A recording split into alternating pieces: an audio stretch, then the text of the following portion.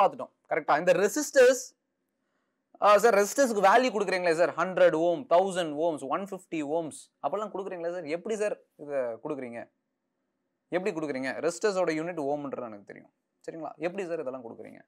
எப்படி கொடுக்குறேன் அப்படின்னா நான் வந்து அந்த ரெசிஸ்டர்ஸ் இந்த இடத்துல பார்க்குறேன். ஸோ இந்த ரெசிஸ்டர்ஸ்ல பார்த்தீங்க அப்படின்னா ஓகே கலர் ரிப்பன்ஸ் வந்து இருக்கு. இந்த ஒவ்வொரு கலரும் ஒவ்வொரு நம்பரை டெனோட் பண்ணுது புரிஞ்சுங்களா. சிலது வந்து மல்டிப்ளேயர் டெசிமல் மல்டிப்ளேயர் டெனோட் பண்ணுது, சிலது வந்துட்டு டாலரன்ஸ் மெட்டாலிக் பேண்ட் அப்படின்னு சொல்லுவாங்க, சிலது வந்து ஃபர்ஸ்ட் டிஜிட்டை டெனோட் பண்ணுது. இந்த ஒவ்வொரு கலரும் ஒவ்வொன்று டெனோட் பண்ணுது. அது என்னென்ன அப்படின்றத நம்ம பார்க்கலாம். ஸோ ஃபர்ஸ்ட் பார்த்தீங்க அப்படின்னா அந்த ஃபர்ஸ்ட் கலர் ஓகே எப்பவுமே லெஃப்ட் டு ரைட் தான் நம்ம இதை ரீட் பண்ணணும். ஸோ ஃபர்ஸ்ட் கலர் எதை டெனோட் பண்ணுது அப்படின்னு பார்த்தீங்க அப்படின்னா ஃபர்ஸ்ட் டிஜிட்டை டெனோட் பண்ணுது. சார் இந்த டிஜிட்லாம் எப்படி சார் கொடுக்குறீங்க பார்க்கலாம் பாருங்க. செகண்ட் கலர் செகண்ட் டிஜிட்டை டெனோட் பண்ணுது. தேர்ட் கலர் டெசிமல் மல்டிப்ளையரை டெனோட் பண்ணுது. ஃபோர்த் கலர் பார்த்தீங்க அப்படின்னா டாலரன்ஸ் மெட்டாலிக் பேண்டை டெனோட் பண்ணுது புரிஞ்சுங்களா. ஓகே ஃபார் எக்ஸாம்பிள் இந்த இடத்துல கொடுத்துருக்கோம் பாருங்க. ரெட் அப்படிங்கிறது 2 டெனோட் பண்ணுது, கிரீன் அப்படிங்கிறது 5 டெனோட் பண்ணுது. ரெட் அப்படிங்கிறது இந்த இடத்துல 2 இந்த இடத்துல 2 ஸோ இந்த இடத்துல 10^2 டெனோட் பண்ணுது. கோல்டு அப்படிங்கிறது டாலரன்ஸ் எவ்வளவு டாலரேட் பண்ணும் ஓகே கோல்டு, அதாவது லாஸ்ட் ஃபோர்த் கலர் வந்து எனக்கு எதை டெனோட் பண்ணுன்னா அதோட டாலரன்ஸை டெனோட் பண்ணும். So it can be positive or negative, plus or மைனஸா இருக்கலாம். ஸோ அது வந்து என்னவா இருக்கலாம், பிளஸ் ஆர் மைனஸா இருக்கலாம் புரிஞ்சுங்களா.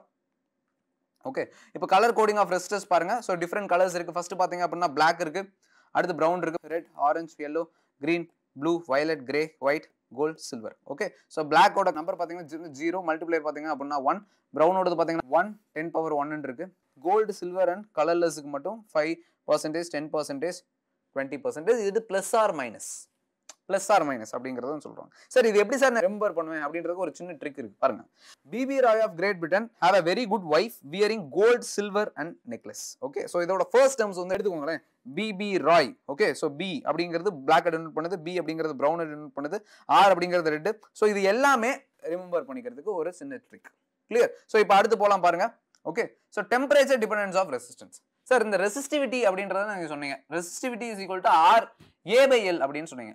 All resistance equal to rho L by A அப்படின்றத சொன்னீங்க. 3 விஷயம் டிபெண்ட் பண்ணி இருக்குன்னு சொன்னீங்க. இந்த இடத்துல ரெசிஸ்டன்ஸ் வேற எதை டிபெண்ட் பண்ணி இருக்கு அப்படின்னு பாத்தீங்க அப்படின்னா டெம்பரேச்சரை டிபெண்ட் பண்ணி இருக்கு. சார் டெம்பரேச்சரை பொறுத்தாம ரெசிஸ்டன்ஸ் மாறும் அப்படின்னு கேட்டா ஆமா, நம்ம ஏற்கனவே பார்த்திருக்கோம்ல. அப்ப 3 விஷயம் பார்த்தேன், கண்டக்டர், செமிகண்டக்டர் அண்ட் இன்சுலேட்டர். கரெக்ட்டுங்களா? அப்ப கண்டக்டர்ல டெம்பரேச்சர் மாத்துறதுனால என்ன மாதிரி விளைவுகள் வந்து ஏற்படுது அப்படின்றத பார்க்கலாம் பாருங்க. The resistivity of a conductor increases with increase in temperature. புரிஞ்சா? அப்ப கண்டக்டர்ல நான் டெம்பரேச்சரை இன்க்ரீஸ் பண்ணும்போது, அதாவது டெம்பரேச்சரை நான் இன்க்ரீஸ் பண்ணும்போது எனக்கு ரெசிஸ்டிவிட்டி ரோ அப்படிங்கிறது எனக்கு என்ன ஆகுது, ரோ அப்படிங்கிறது எனக்கு இன்க்ரீஸ் ஆகுது. புரிஞ்சா? அப்ப டெம்பரேச்சர் இன்க்ரீஸ் பண்ணும்போது ரெசிஸ்டிவிட்டி இன்க்ரீஸ் ஆகுது. அப்ப அந்த இடத்துல கரண்ட் ஃப்ளோ எப்படி இருக்கும்? Current is inversely proportional to R. கரெக்டா? அப்போ ரெசிஸ்டிவிட்டி இன்க்ரீஸ் ஆச்சுன்னா கரண்ட் ஃப்ளோ அந்த இடத்துல டிக்ரீஸ் ஆகும். புரிஞ்சுங்களா? So this results is more frequent collision and hence. ஸோ பேசிக்காக என்ன ஆகுது அப்படின்னா ஏன் இந்த கண்டக்டர்ல டெம்பரேச்சர் இன்க்ரீஸ் பண்ணும்போது ரெசிஸ்டிவிட்டி ஏன் இன்க்ரீஸ் ஆகுது அப்படிங்கிறது முக்கியம். சரிங்களா? ஓகே இப்போ ஒரு கிளாஸ் இருக்கு, அந்த கிளாஸ்ல நீங்கள்லாம் இருக்கீங்க. இப்போ நான் வந்து கிளாஸை வந்து கொஞ்சம் சூடுபடுத்திக்கிட்டே இருக்கேன். ஓகே நார்மலாக கிளாஸ்ல இருக்கும்போது வந்துட்டு நீங்க என்ன பண்ணுவீங்க, எல்லாரும் அப்படியே உட்காந்துருப்பீங்க. இப்போ கிளாஸ்ல எல்லாருமே உட்காந்துருக்கீங்க. இப்போ வந்து டெம்பரேச்சர் அதிகமாகுது. டெம்பரேச்சர் அதிகமான என்ன ஆகும்? வேர்க்கும் சார், வேர்க்கும். கரெக்டா? அப்போ வேர்க்கணும்னா வேர்த்துச்சு அப்படின்னா நான் என்ன பண்ணுவேன், அங்கே எங்கே போயிட்டு இருப்பேன். கரெக்டா? ஒரு இடத்துல என்னால் உட்கார முடியாது. கரெக்டா? ஸோ சேம் திங் கண்டக்டர்ல என்ன ஆகும் அப்படின்னா உள்ள எலக்ட்ரான்ஸ் இருக்குமா. ஸோ இந்த எலக்ட்ரான்ஸ்ல இந்த கண்டக்டரோட நான் டெம்பரேச்சர் அதிகப்படுத்தும் போது, இந்த கண்டக்டரோட டெம்பரேச்சர் அதிகப்படுத்தும் போது உள்ள இருக்க எலக்ட்ரான் ஃபாஸ்டா மூவ் ஆகும். விச் மீன்ஸ் அதோட கைனடிக் எனர்ஜி அப்படிங்கிறது கெயின் ஆகும். அப்போ கைனடிக் எனர்ஜி அதிகமாச்சுன்னா என்ன ஆகும், எலக்ட்ரான்ஸ் வந்து என்ன ஆகும், நிறைய கொலிஷன்ஸ் வந்து நடக்கும். ஸோ நிறைய கொலிஷன்ஸ் நடக்கிறதுனால ப்ராப்பரான கரண்ட் ஃப்ளோ வந்து அந்த இடத்துல இருக்காது. ஸோ அதனால தான் என்ன சொல்றாங்க அப்படின்னா டெம்பரேச்சர் இன்க்ரீஸ் ஆனதான் ரெசிஸ்டிவிட்டி இன்க்ரீஸ் ஆயிரும் அப்படின்னு வந்து சொல்றாங்க. சரியா? ஸோ இது ஒரு ஃபார்முலா கொடுத்துருக்காங்க பாருங்க. Rho t will be equal to okay rho t will be equal to rho naught into 1 plus alpha t minus t naught அப்படின்னு கொடுத்துருக்காங்க. சார் இப்படின்னா என்ன சார்? இப்போ ரோ டி அப்படிங்கிறது is the resistivity of the conductor at T degree Celsius. T அப்படின்ற ஒரு temperature எடுத்திருக்கேன். இந்த பர்டிகுலர் டெம்பரேச்சர்ல எனக்கு ரெசிஸ்டிவிட்டி என்னவா இருக்கு அப்படின்றத நான் மெஷர் பண்ணணும். கரெக்டா? அப்போ ஃபார் எக்ஸாம்பிள் 130 டிகிரி செல்சியஸ்னா அந்த இடத்துல ரெசிஸ்டிவிட்டி என்னவா இருக்கும் அப்படிங்கிறது எனக்கு தெரியணும். அதை நான் கண்டுபிடிக்கிறதுக்கு தான் இந்த ஃபார்முலா. புரிஞ்சுங்களா? அப்போ rho t is the resistivity of the conductor at Celsius. சரி சார், அப்போ அதை கண்டுபிடிக்கணும் அப்படின்னா நார்மலா உங்களுக்கு எவ்வளோ ரெசிஸ்டிவிட்டி இருக்குன்றது தெரியணுமா? அதை நான் ரோ நாட் அப்படின்னு வச்சுக்கிறேன். Is the resistivity of the conductor at some reference temperature. ஒரு ரெஃபரன்ஸ் நார்மலா இந்த ரூம் டெம்பரேச்சருக்கு எனக்கு ரெசிஸ்டிவிட்டி இவ்வளோ இருக்குன்றது எனக்கு தெரியும். கரெக்டா? அதை தான் நான் ரெஃபரன்ஸாக வச்சுக்கிறேன். அப்போ அதை தான் நான் ரோ நாட்டாக வச்சுக்கிறேன். டி நாட் அப்படிங்கிறது எனக்கு அந்த particular temperature. T degree Celsius அப்படிங்கிறது நார்மல் டி அப்படிங்கிறது எனக்கு எதை டெனோட் பண்ணுது? நான் எதுக்கு எந்த டெம்பரேச்சருக்கு நான் ரெசிஸ்டிவிட்டியை கண்டுபிடிக்கணுமோ அந்த டெம்பரேச்சரை டெனோட் பண்ணுது. சரிங்களா? அப்போ இந்த இடத்துல எனக்கு இப்படி ஒரு ஃபார்முலா கிடைக்குதா? Rho t will be equal to rho naught. So இந்த ரோ டீன்றது என்னன்னு தெரிஞ்சிச்சு, ரோ நாட் அப்படிங்கிறது என்னன்னு தெரிஞ்சிச்சு, டி என்னன்னு தெரிஞ்சிச்சு, டி நாட் அப்படிங்கிறது எனக்கு என்னன்னு தெரிஞ்சிச்சு. கரெக்டா? ஸோ இதை நான் இந்த டி நாட்டை நான் உள்ள மல்டிபிள் பண்ணும்போது எனக்கு நான் சிம்பிளிஃபை பண்ணேன் அப்படின்னா எனக்கு என்ன கிடைக்கும்? Rho T minus rho naught will be equal to alpha rho naught into T minus T நாட்னு கிடைக்குமா? சரியா சார்? நான் ஆல்ஃபாவை இங்கே வச்சுக்கிறேன் சார். ஆல்ஃபாவை நான் இங்கே வச்சுக்கிறேன். இதை நான் டினாமினேஷன் கொண்டு வந்துடுறேன். அப்போ alpha will be equal to rho t minus rho naught by rho naught into t minus t naught ன்னு வருமா? இந்த rho t minus rho naught அப்படிங்கிறது எனக்கு சேஞ்ச் இன் ரெசிஸ்டிவிட்டியை குறிக்குதா? அப்போ சேஞ்ச் இன் ரெசிஸ்டிவிட்டியை நான் டெல்டா ரோ அப்படின்னு வச்சுக்கிறேன். சார் இந்த இடத்துல t minus t naught அப்படிங்கிறது சேஞ்ச் இன் டெம்பரேச்சர் குறிக்குதா? அதாவது இந்த டெம்பரேச்சர்லேருந்து இந்த டெம்பரேச்சர் மாறும்போது எனக்கு எவ்வளோ ரெசிஸ்டிவிட்டி மாறுது. சரிங்களா? அப்படிங்கிறத நான் t minus t naught அப்படிங்கிறத வச்சுக்கிறேன். So rho naught into delta t which is change in temperature. அப்போ alpha is equal to delta rho by rho naught delta t. Sir இந்த ஆல்ஃபானா என்ன sir? Alpha is nothing but temperature coefficient of ரெசிஸ்டிவிட்டின்னு சொல்லுவாங்க. அதான் temperature coefficient of resistivity தமிழ்ல அழகா கொடுத்துருக்காங்க பாருங்க. கடத்திகளுக்கான மின்தடை வெப்பநிலை எண். ஸோ இது பேசிக்கா ஒரு எண் சார்.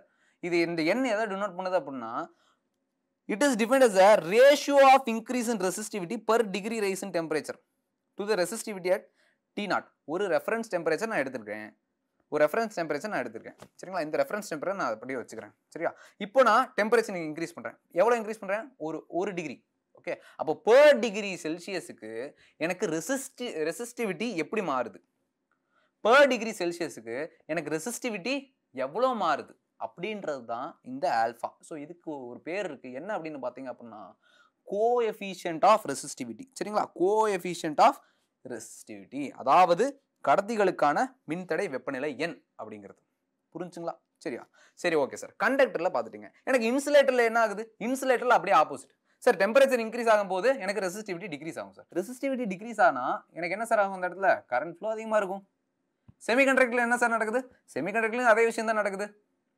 டெம்பரேச்சர் அதிகம் பண்ணுறேன், ரெசிஸ்டன்ஸ் கம்மியாகுது, ரெசிஸ்டிவிட்டி கம்மியாகுது. டெம்பரேச்சர் அதிகப்படுத்துறேன், ரெசிஸ்டிவிட்டி கம்மியாகுது. எப்படி சார்? இப்போ பார்க்கலாம் பாருங்க. In this resistivity decreases. புரிஞ்சுங்களா? Resistivity decreases with increase in temperature. ஏன்? as the temperature increases more electrons will be liberated from their atoms. Temperature increase ஆகும்போது நிறைய எலக்ட்ரான்ஸ் வந்துட்டு அந்த ஆட்டம்ஸ்ல இருந்து வெளியில லிபரேட் ஆகும். ஓகேவா? the magnitude of temperature coefficient of resistivity is often quite large for a semiconducting material. புரிஞ்சுங்களா? சிம்பிளான விஷயம். என்ன ஆகுது அப்படின்னா அந்த இடத்துல கண்டக்டர்ல பார்க்கும்போது டெம்பரேச்சர் இன்க்ரீஸ் ஆகும்போது அந்த உள்ள இருக்க எலக்ட்ரான்ஸ்லாம் அங்கேயும் ஓடி ஓடி ஓடி என்ன ஆகுது? பொல்யூஷன்ஸ் அதிகமாக நடந்தால் அந்த இடத்துல கரண்ட் சரியாகவே பாஸ் ஆக மாட்டேது. ஓகே, ரெசிஸ்டிவிட்டி இன்க்ரீஸ் ஆயிடுச்சு. இந்த இடத்துல என்ன ஆகுது அப்படின்னா டெம்பரேச்சர் அதிகம் பண்ணும்போது ரெசிஸ்டிவிட்டி கம்மியாயிருது. டெம்பரேச்சர் அதிகம் பண்ணும்போது ரெசிஸ்டிவிட்டி கம்மியாயிருது. ஏன் கம்மியாகுது சார்? ஏன் கம்மியாகுது அப்படின்னா நான் டெம்பரேச்சர் அதிகம் பண்ண ஆட்டம்ஸ்ல இருக்க எலக்ட்ரான்ஸ் லிபரேட் ஆகும். அப்போ லிபரேட் ஆகுது அப்படின்னா அதெல்லாம் ஃப்ரீ எலக்ட்ரான்ஸா? அப்போ ஃப்ரீ எலக்ட்ரான்ஸ் ஃப்ளோ ஆனால் எனக்கு கரண்ட் கிடைக்கும். ஆமாம் சார், கரண்ட் கிடைக்கும். அதனால தான் எனக்கு என்ன சொல்றாங்க? டெம்பரேச்சர் இன்க்ரீஸ் ஆச்சு அப்படின்னா ரெசிஸ்டிவிட்டி டிக்ரீஸ் ஆகும். எதுல? செமிகண்டக்டர்லையும் இன்சுலேட்டர். அதுக்கான ஒரு பியூட்டிஃபுல்லான கிராஃப் கொடுத்துருவாங்க பாருங்க. இந்த கிராஃப் வந்துட்டு எதை டெனோட் பண்ணுது? செமிகண்டக்டர்ல ரெசிஸ்டிவிட்டி எந்த மாதிரி வந்து மாறும் அப்படின்றத டெனோட் பண்ணுது. சார் இன்னுமே வந்து எனக்கு இன்னும் கன்வின்ஸ் ஆகலை சார். ஒரு ஃபார்முலா பார்த்தோமா? என்ன ஃபார்முலா பார்த்தோம் சார்? Conductivity is equal to n e square tau by m அப்படின்ற ஒரு ஃபார்முலா பார்த்தோமா? ஆமாம் சார், பார்த்தோமே. சார் இதோட ரெசிப்ரோக்கல் தானே சார் ரெசிஸ்டிவிட்டி? நீங்கள் ஆமாம் சார், இதோட ரெசிப்ரோக்கல் தான் ரெசிஸ்டிவிட்டின்னு சொன்னீங்களா சார்? ஆமாம் சொன்னேன். ஆமாம். இப்போ 1/σ அதை நான் என்னென்னு எழுதிக்கிறேன்?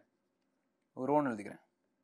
which will be equal to m n e square tau அப்படின்னு போட்டுக்கிறேன். சார் இந்த இடத்துல கிளியராக பார்த்தீங்க அப்படின்னா என்னன்றது இந்த இடத்துல எலக்ட்ரான்ஸ் எவ்வளோ இருக்குது அப்படின்றது வந்து குறிக்குது. அப்போது இந்த இடத்துல பாருங்க resistivity okay is inversely proportional. Okay, இந்த இடத்துல ரெசிஸ்டிவிட்டி சார் ரெசிஸ்டிவிட்டி என்னுக்கு எப்படி சார் இருக்குது? n ரெசிஸ்டிவிட்டிக்கு எப்படி சார் இருக்கு? இன்வெர்ஸ்லி ப்ரொபோஷனலா இருக்கான். இதுக்கு என்ன அர்த்தம் அப்படின்னா நம்பர் ஆஃப் எலக்ட்ரான்ஸ் எனக்கு அதிகமாகும் போது resistivity கம்மியாயிரும்.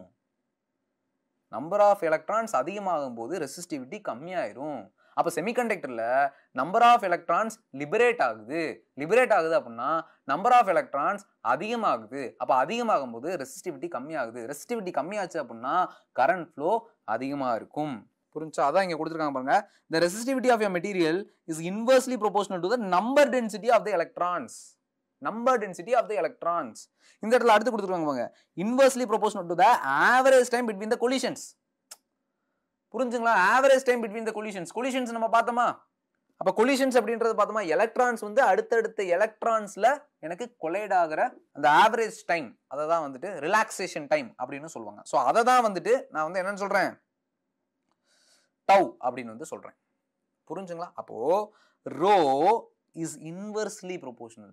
Okay, rho is inversely proportional or else n is inversely proportional to rho and it is inversely proportional to tau அப்படின்னு வந்து நான் சொல்றேன். அப்போ இன்வெர்ஸ்லி ப்ரொபோஷனல்னா நான் சொன்ன மாதிரி தான். ஓகே, நம்பர் டென்சிட்டி அதிகமாச்சு அப்படின்னா ரெசிஸ்டிவிட்டி கம்மியாகும். புரிஞ்சுங்களா? சிம்பிளான விஷயம். அடுத்து பார்க்கலாம் பாருங்க. ஓகே, எனர்ஜி அண்ட் பவர் என்ன எலக்ட்ரிக்கல் சர்க்யூட். சார் எனர்ஜினா என்ன தெரியும்ல? கரெக்டா? இப்போ என் கிளாஸை கவனிச்சுட்டு இருக்கீங்க அப்படின்னா உங்களுக்கு எனர்ஜி தேவை. கரெக்டா? ஓகே, நிறைய பேர் தூங்கிட்டு இருப்பீங்கன்னு நினைக்கிறேன். ஓகே, ஸோ எனர்ஜி அப்படின்னா என்ன அப்படின்னா எனக்கு அது ஒரு ஆற்றல். கரெக்டா? அதான் வந்து எனர்ஜி அப்படின்றத வந்து நான் சொல்லுவேன். அப்போ எனர்ஜி எனக்கு வேணும். கரெக்டா? எதுக்கு எனர்ஜி வேணும்? சார் ஒரு இடத்துல இருந்து இன்னொரு இடத்துக்கு போகிறதுக்கு, கிளாஸ் கவனிக்கிறதுக்கு, எல்லாத்துக்குமே எனக்கு எனர்ஜி வேணும். ஓகே, இந்த எனர்ஜியை நான் எப்படி சார் எடுத்துக்கிறேன்? இந்த எனர்ஜியை நான் ஃபுட் மூலியமா எடுத்துக்கிறேன் சார். சாப்பிட்றேன், எனர்ஜி கிடைக்குது அப்படின்றத எடுத்துக்கிறேன். அப்போ இந்த energy and power in electrical circuit. Sir electrical circuit energy இருக்கா? சார் எப்படி எனர்ஜி கிடைக்குது அப்படின்னா இந்த இடத்துல ஒரு பேட்டரி ஆர்எல்ஸ் ஒரு செல்லை நான் இன்ட்ரடியூஸ் பண்றேன் சார். இன்ட்ரடியூஸ் பண்ணும்போது அந்த இடத்துல அந்த செல் எனர்ஜி கொடுக்குது. எப்படி சார் செல் எனர்ஜி கொடுக்குது? சார் செல்ல ஏதோ ஒரு விஷயம் இருக்கே சார், உள்ள அப்படி ஓப்பன் பண்ணி பார்த்தோன்னா கருப்பு கருப்பா இருக்குமே சார். ஸோ உள்ள என்ன சார் இருக்கு? கெமிக்கல்ஸ் இருக்கு. அப்போ உள்ள கெமிக்கல் ரியாக்ஷன்ஸ் அப்படிங்கிறது நடக்கும். அப்போ இந்த கெமிக்கல் ரியாக்ஷன்ஸ் என்னவா கன்வெர்ட் ஆகுது? Electrical energy convert. அப்போ chemical energy is converted to electrical energy. அப்போ ஒரு வேதியாற்றல் மின்னாற்றலாக அந்த இடத்துல மாறுகிறது. புரிஞ்சுங்களா? அப்போ electrical power P is a rate at which the electrical potential energy is delivered. அப்போ எலக்ட்ரிக்கல் பொட்டன்ஷியல் எனர்ஜின்றது என்னது? Rate at which the potential energy is delivered. Sir இன்னும் புரியலையே? இப்போ பாருங்க, புரியும் பாருங்க. இப்போ ஃபார் எக்ஸாம்பிள் எலக்ட்ரான்ஸ் நம்ம எடுத்துக்கலாமே. ஸோ இந்த எலக்ட்ரான்ஸ் அப்படிங்கிறது என்ன அப்படின்னா ஒரு சின்ன சின்ன பார்ட்டிகல்ஸ் சார். ஒரு சர்க்யூட்ல குட்டி குட்டி பார்ட்டிகல்ஸ். இப்போ இந்த குட்டி குட்டி பார்ட்டிகல்ஸ் என்ன ஆகுது? ஒரே ஒரு பார்ட்டிகல் எடுத்துக்கிறேன். இந்த பார்ட்டிகல் என்ன ஆகுது அப்படின்னா இந்த சர்க்யூட்ல மூவ் ஆயிட்டு இருக்கும். கரெக்டா? ஸோ ஃபர்ஸ்ட் என்ன ஆகுது அப்படின்னா ஃபர்ஸ்ட் இந்த பார்ட்டிகல் A அப்படின்ற ஒரு பாயிண்ட்ல இருக்கு. சரிங்களா? இப்போ இந்த A அப்படின்ற பாயிண்ட்ல இருந்து B அப்படின்ற பாயிண்ட்டுக்கு போகுது. விச் மீன்ஸ் நெகட்டிவ்ல இருந்து பாசிட்டிவ்க்கு போகுது. அப்போ நெகட்டிவ்ல இருந்து பாசிட்டிவ்க்கு போகும்போது there is a gain in potential energy. Potential energy ஆகுதுப்பா, கெயின் ஆகுது. பொட்டன்ஷியல் எனர்ஜி எனக்கு கெயின் ஆகுது. சார் எவ்வளவு பொட்டன்ஷியல் எனர்ஜி கெயின் ஆகுது? அப்ப du அப்படின்றது கெயின் இன் பொட்டன்ஷியல் எனர்ஜி எவ்வளோ? Into du is equal to v into dq அப்படிங்கிற பொட்டன்ஷியல் எனர்ஜி வந்து கெயின் ஆகுது. So there is a gain in potential energy. புரிஞ்சா? சரி, ஓகே சார். இப்படியே போயிட்டு இருக்கு சார். இப்படி வருது சார். இந்த இடத்துல ரெசிஸ்டர் இருக்கா? ஆமா சார், ரெசிஸ்டர் இருக்கு. அந்த இடத்துல என்ன ஆகுது? அந்த பர்டிகுலர் எலக்ட்ரான் வந்து எனர்ஜியை லாஸ் பண்ணுது. புரிஞ்சா? எனர்ஜியை லாஸ் பண்ணுது. அப்போ இதுல இருந்து எனர்ஜி வாங்கிட்டு வருது, இங்க வந்தோடனே எனர்ஜியை லாஸ் பண்ணிடுது. அப்ப லாஸ் பண்ற எனர்ஜி எவ்வளோ? அதே தான், சேம் எனர்ஜி லாஸ் ஆயிடுது. அப்ப மறுபடியும் இந்த இடத்துக்கு வருது சார். டீல இருந்து மறுபடியும் வருது சார். டீல இருந்து மறுபடியும் இந்த இடத்துக்கு வருது. எனர்ஜி கெயின் பண்ணுது, மறுபடியும் போகுது. ஸோ அப்போ அந்த இடத்துல எலக்ட்ரான்ஸ் ஃப்ளோ ஆகிட்டே இருக்கா? அப்போ பவர் அப்படின்னா என்ன அப்படின்னு பாத்தீங்க அப்படின்னா power is basically the amount of energy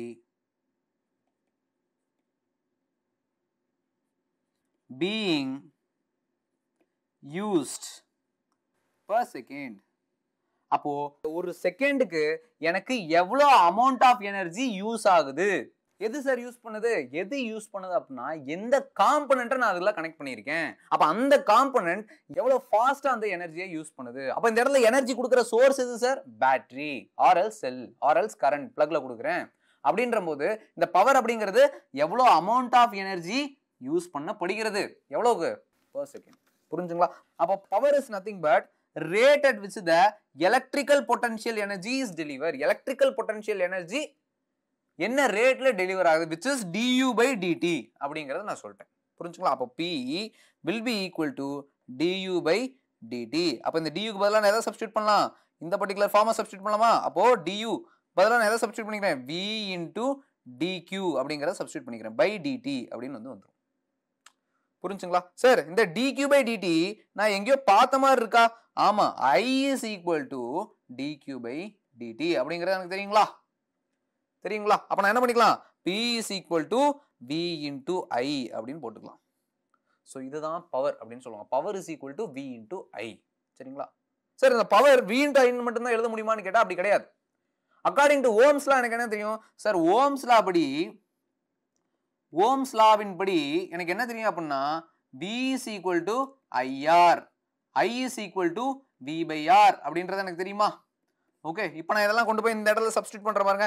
இந்த இடத்துல சப்ஸ்டிட்யூட் பண்ணும்போது எனக்கு என்ன ஆகும்? Sir p is equal to v க்கு பதிலா நான் சப்ஸ்டிட்யூட் பண்றேன் IR into I அப்படின்னு இருக்குமா? அப்ப IR into I எனக்கு என்ன கிடைக்கும்? I square R அப்படின்னு கிடைக்கும். So this is power. So இதுவும் பவர் தான். p is equal to v க்கு பதிலா முன்னாடி IR ன்னு போட்டிருந்தேன்னா இப்போ நான் என்ன பண்றேன் அப்படின்னா v அப்படியே வச்சுட்டு I க்கு பதிலா v by R போடுறேன். So இதை நான் எப்படி எழுதலாம்? v square by R அப்படின்னு எழுதலாமா? அப்ப p is equal to v square by R. புரிஞ்சுங்களா? அப்போ மூணு ஃபார்மேட்ல பவர் எழுதலாம். என்னென்ன ஃபார்மேட்ல? p is equal to vi, p is equal to I square R, p is equal to v square by R. So இது மூணுமே பவர் டினோட் பண்ணுது. கொஸ்டின்ல எது கேட்குறாங்க, எது கொடுத்துருக்காங்கன்றத பேஸ் பண்ணி நான் இந்த ஃபார்முலாஸை நான் யூஸ் பண்ணுவேன். புரிஞ்சுங்களா? தேங்க்யூ.